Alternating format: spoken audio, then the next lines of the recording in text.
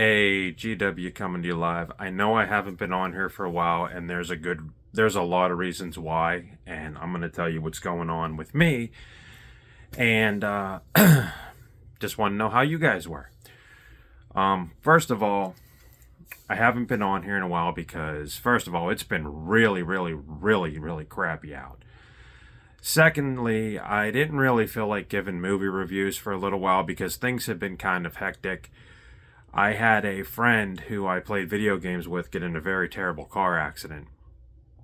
And it kind of shook me up a little bit because you never think that stuff is going to happen. And when you hear about it, and you hear about it from the other people you play with, and I knew this kid. This kid came over my house.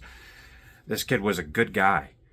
And he got really banged up, and it kind of hit me pretty hard, and I didn't feel like doing anything. The other reason I haven't been back on here is because I've been working long days during the week. As you guys know, President Trump ordered all the federal employees to come back to work. I work in an Ability One contract company, and we've been doing overtime, or not overtime, we've been working all crazy trying to, what's the word I'm looking for, accommodate all these federal people. And the funny thing is that these guys, every one of them, come in, and I remember the day they came in, which was about 2 weeks ago, maybe a little less. They all come in, they're all miserable, and I'm sitting there doing my vacuuming, and they all said hey to me, they all missed me, and it's amazing how much of an impact you have on people when they don't care about your job, they don't care about what they're doing, they're miserable, but they come in and say, what's up to you? And that's amazing to me. That also leads me into my next thing why I haven't been on here. One of my coworkers had a very, what's the word I'm looking for? Very unexpected medical emergency. And I worked with this dude for a long time. And I know him, and he's almost like a brother to me at work. And I watched him have a medical emergency, and again, it shook me up. So, but the one cool thing about it, not that there's anything cool about having medical emergencies or you being in dire straits or something bad happening to you. One of the cool things is these federal workers, and there's too many to name, they stopped what they were doing and they tried to help out him. And I have told them, numerous times, because I did cover for this guy for a few days. I have told them numerous times how grateful I am and how you don't see that, that kind of camaraderie in most places. I sat back and I watched these guys stop what they were doing, even though they were on a time crunch, to throw caution to the wind to help him. And it really moved me in a way, to the point where as I was covering for him and he was off, I said thank you to every one of them, every one of these guys. And they all told me the same thing. They're like, Greg, we do the same for you. We're all family here. And again, it just shows you that there are amazing people in this world. People who you wouldn't think help you, or people that, you think look down on you, all of a sudden, breaks that perception and is there for you. And I sat back and I watched all this, and it really, like I said, it moved me. And I can't tell you guys enough. And I know you guys watch my channel, and I know you guys well enough to consider you guys family. Everybody in Tunnel 23, I'm just going to say that. And it's been a very eye-opening experience for me, and I know if my coworker could have seen that, he would be crying and he would hug every one of you guys. That I can tell you. So I've been dealing with a lot of life stuff, as you might have heard, or what I just told you, and I didn't feel in the mood to come on here and jump on and give, a review about this, that, and the other thing. But I do want to talk about a few things, movie related. But first of all, you guys know, if you're familiar with video games, the company Running with Scissors, I want to give them a big shout out and big props. I ordered a t-shirt from them guys because I played Postal 4, and I ordered the Smokey the Test Monkey t-shirt. I ordered extra large, and they sent me a large. When I opened it and got an extra large, I sent pictures back to Running with Scissors and saying, hey, this wasn't what I ordered. Now, normally, any other company would take a day, maybe a day and a half to get back to you. Within a minute, Running with Scissors member Mike Jarrett wrote me back and he said, hey, bro, send the t-shirt back. We're sending another one tomorrow. I'm like, whoa. And the guy seemed very cool. And they are the best customer service department I have ever seen from a small independent, video game company, or anybody for that matter. So I just want to tell you guys, if you order anything from Running with Scissors, they are the best. They are on top of their game, and they really did impress me. And I hope they make a Postal 5, but that's neither here nor there. I also want to talk about a couple of remakes that have been going through the pipe, and a couple of things that I've kind of been noticing.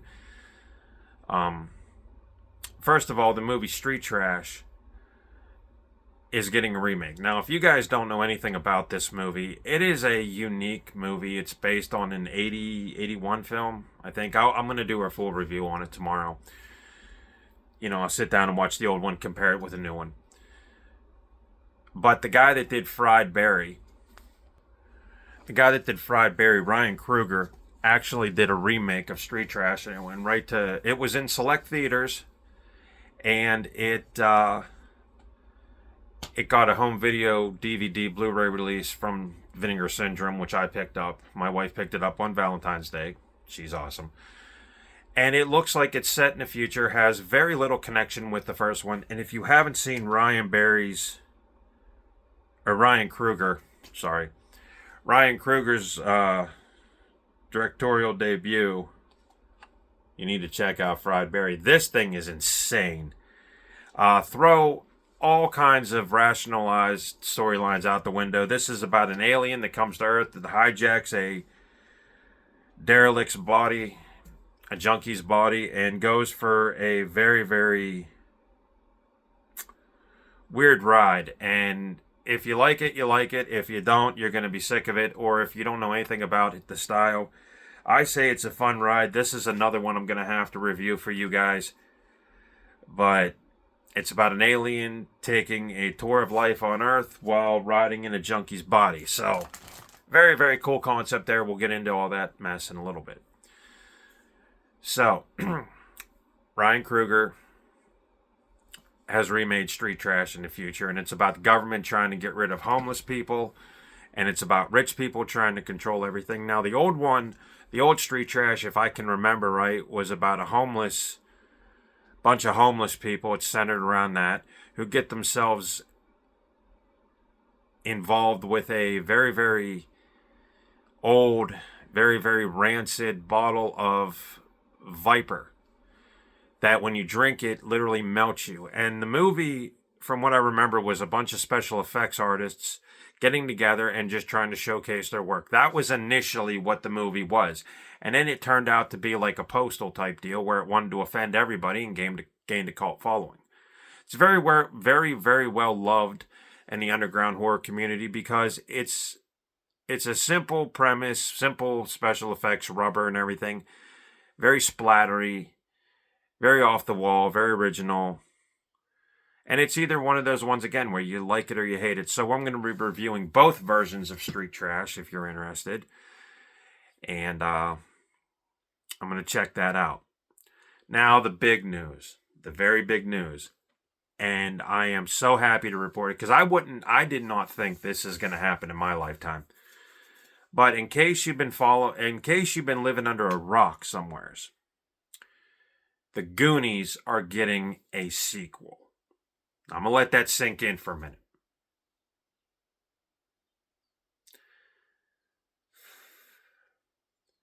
I know. I never thought I'd hear that too. But you guys can check it out and make sure it's legit because it did make MSNBC News.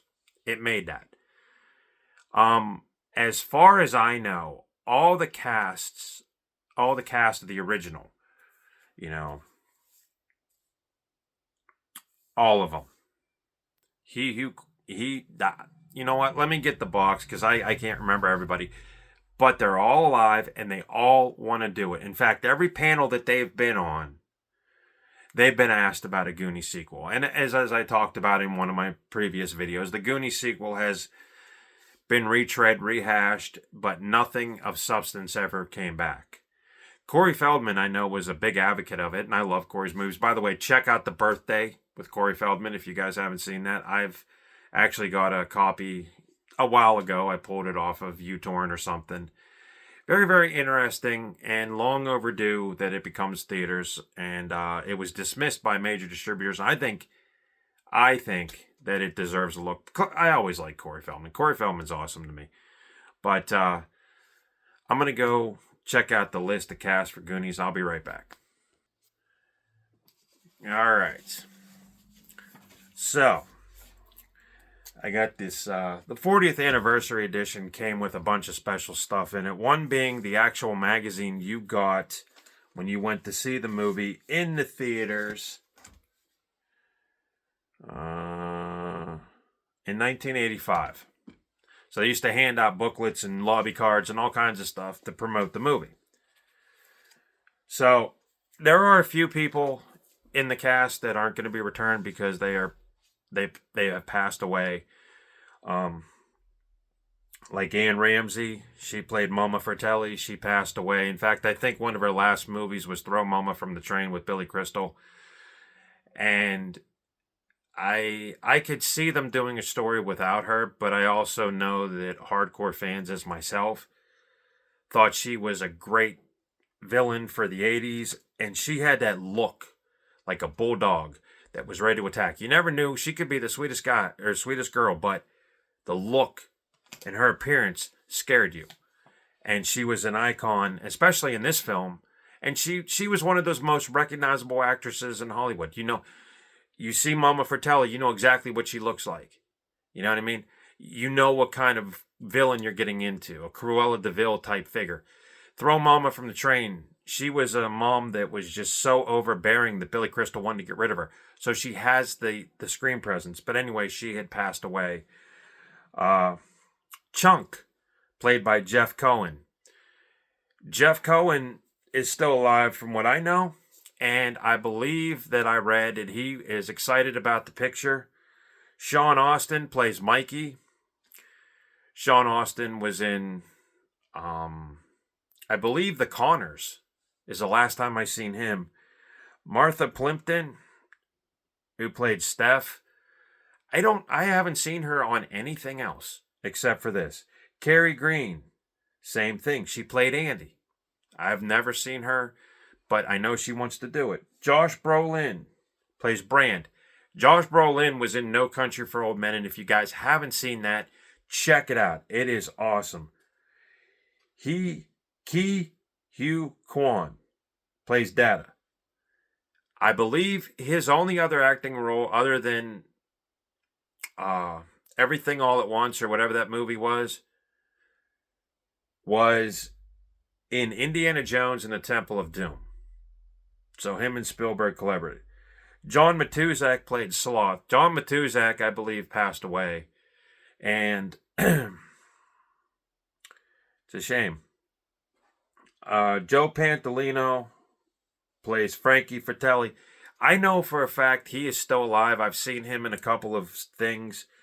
But again, I wasn't paying attention.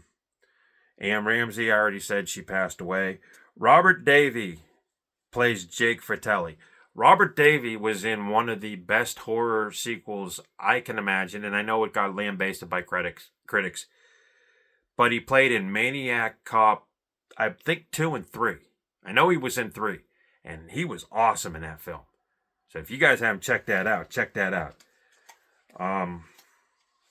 Richard Donner had passed away.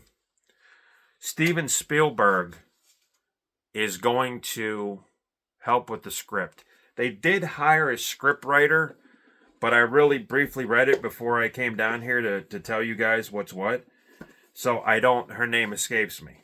But like I said, it made the news. And this was the 25th anniversary collection. And it was, crap, I can't even tell you when this version was put out, but I got it at Walmart years ago, a couple years ago, 2010. So the Goonies is already 40 years old, if you do the math, if you go by that DVD. No plot has been released, and no story writer has come forward. However, I'm following this a little bit, because the Goonies I went to the theater to see. And like I said, I did my movie review, and I think I told you there was some scenes in the theater that got cut out because I got a copy of it on HBO. My cousin Beth had recorded it for me on HBO. And there was some scenes that were missing. The convenience store scene, which, again, I think I did a movie review on it. If I didn't, tell me, guys, and I'll tell you about the scene. And an octopus scene, which was excised. There was also a little bit of tomfoolery with Data and his gadgets going haywire before they get to the Fratelli's hideout. And I think that was in it, but it was cut out for home video. So they used to do that back in the day. Return of the Jedi is one of the most glaring ones that did that, because in the theater, Luke jumped up to the top of the Ranker grate whenever he got thrown in. After he got thrown in, he jumped up, grabbed the grate, dropped down in the Ranker's eye, which was taken out of the home video version, but it was in the theatrical. And I think only when Lucasfilm put out the trilogy on DVD, not Blu-ray, but DVD, I think that scene was still intact. So it just goes to show you that they did do this. There's other instances too, far too many to name. But yeah, the Goonies sequel has made the news. It's on MSNBC. You can go check out the clip, or MSN, I'm sorry.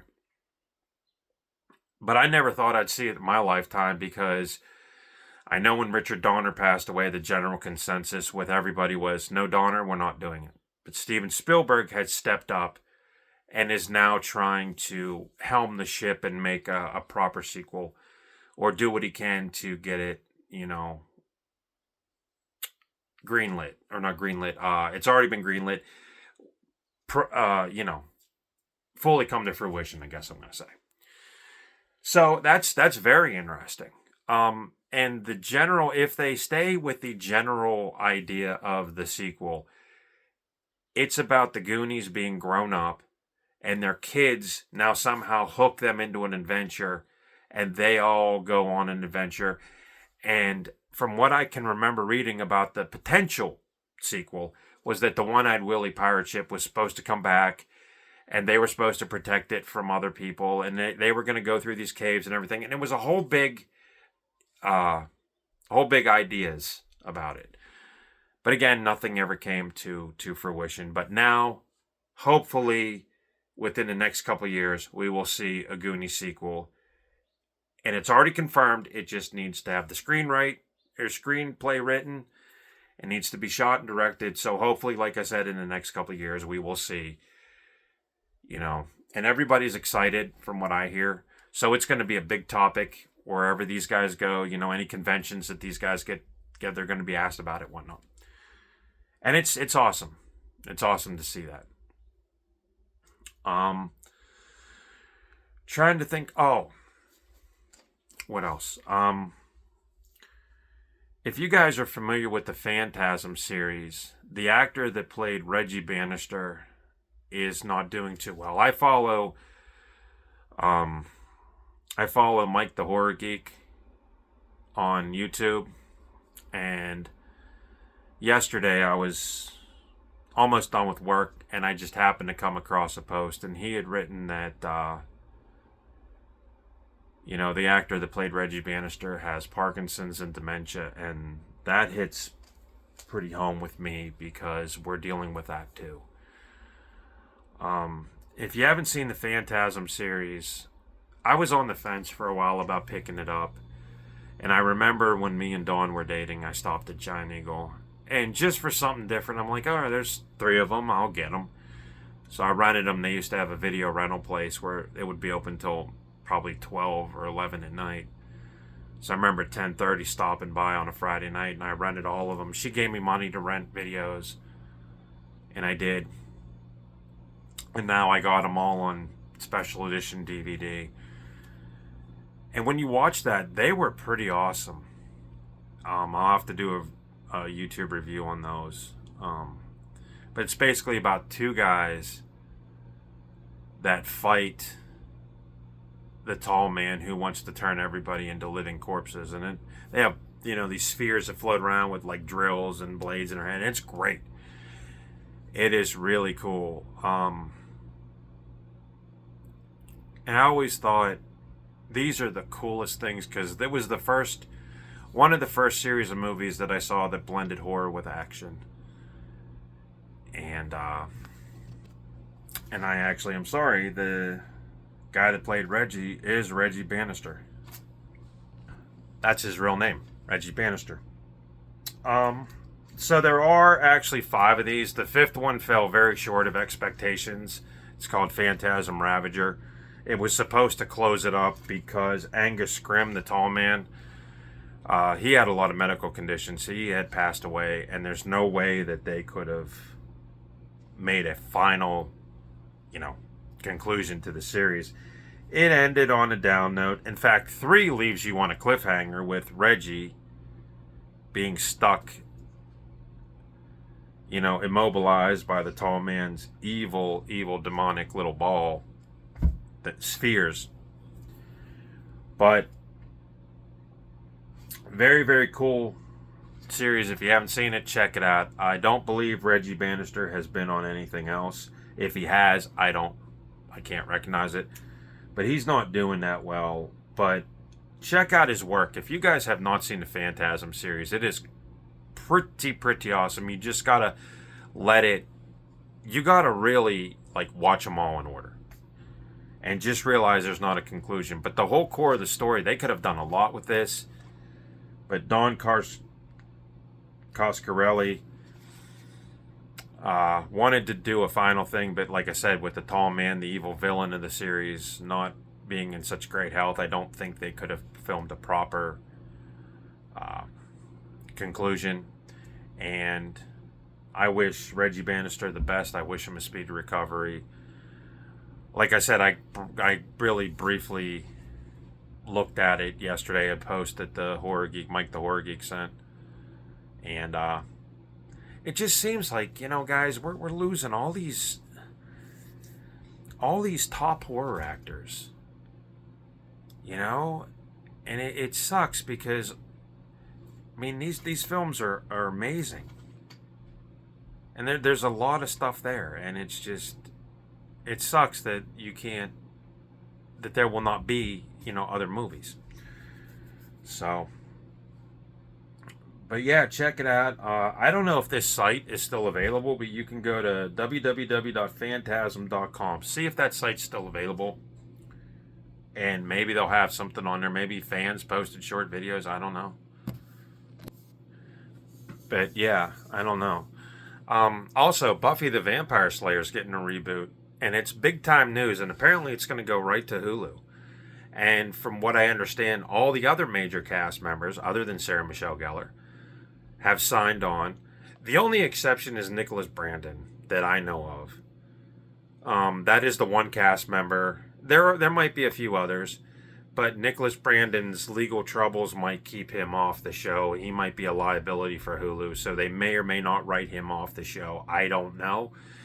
For those of you who don't know, Nicholas Brandon played Xander, the lonely loser, dork turned semi-brave sidekick of Buffy. I've watched that series a million, trillion, billion times. Xander's the one that always gets himself into the biggest predicament, on the show. And his character ended up marrying a demon. And at the last finale, he got his eye put out. Very, very intense moment on the show. But I cannot wait to see what they pull off, because they said that the finale of the original series was only the beginning of this series. That's what they're saying. So hopefully, with Sarah Michelle Gellar on it, it's going to be pretty awesome. And I don't think Josh Whedon is doing any directing, but it's a big thing. Also, one other quick note about movies, because I haven't been on here and I got to tell you guys, just exactly what I see. The Toxic Avenger, starring Peter Dinklage and Elijah Wood, is actually now picked up. It is picked up, and it's going to be shown.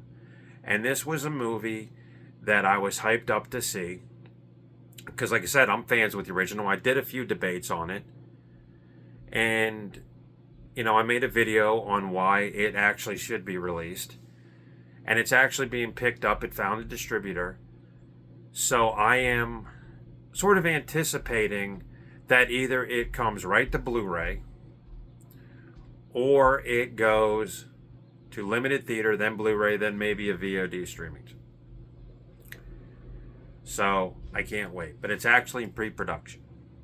It's actually being released. So it's already made. It just needs to come out. So hopefully we see that.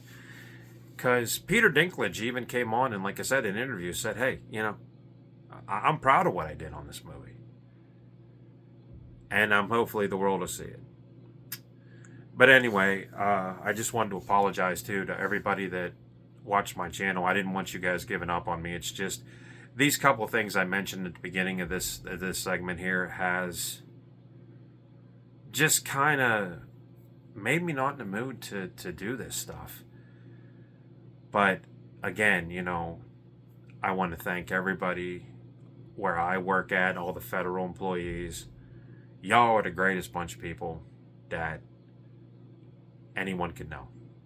And I just been dealing with a lot, and I try not to let it mess with me, but I appreciate it. Also want to give a big shout out to one of the people that used to work there, Steve Anderson. Steve and I and my wife had dinner, and there are people in this world that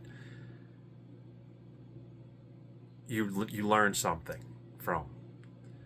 And you don't know you learned something till you're in the middle of the field, and somehow you take on like some of their mannerisms, or they might help you with a problem. And at the end of the day, you're like, you know what? That guy made sense. And there's also really good people in the world. And I've dealt with Steve whenever I'd clean up for his office and everything. I've dealt with him a long time. And Steve is probably one of the most amazing, nicest, caring people. And he's down to earth. And we had dinner with him, and that was a really, really cool experience. And getting to know him a little bit beyond the persona that I saw him at in the office was great. And I just want to say, Steve, if you're watching this, or you do come across this, thank you very much. And your idea, I'm considering that. Might do 2 separate YouTube channels, who knows. But I just wanted to thank him again, because he is just one of the most coolest people I could ever meet. We traded some stories, and the guy's really, really a cool guy. And I just wanted to, thank you. But, like I said, I'll do a review of Street Trash, and I'll let you guys know. But The Goonies is the big story here, as far as entertainment goes. It'll be interesting to see what they do, and it'll be a monster. Also, Netflix may acquire Martin Scorsese's next crime movie set in Hawaii. I read that too, and I'm kind of excited because they acquired The Irishman, and I watched that, and I love that. Scorsese is one of the best. So, you guys can take that for what it's worth. I just wanted to drop by and talk to you guys for a little bit. Say thank you. Give you a little update, and I will see you again.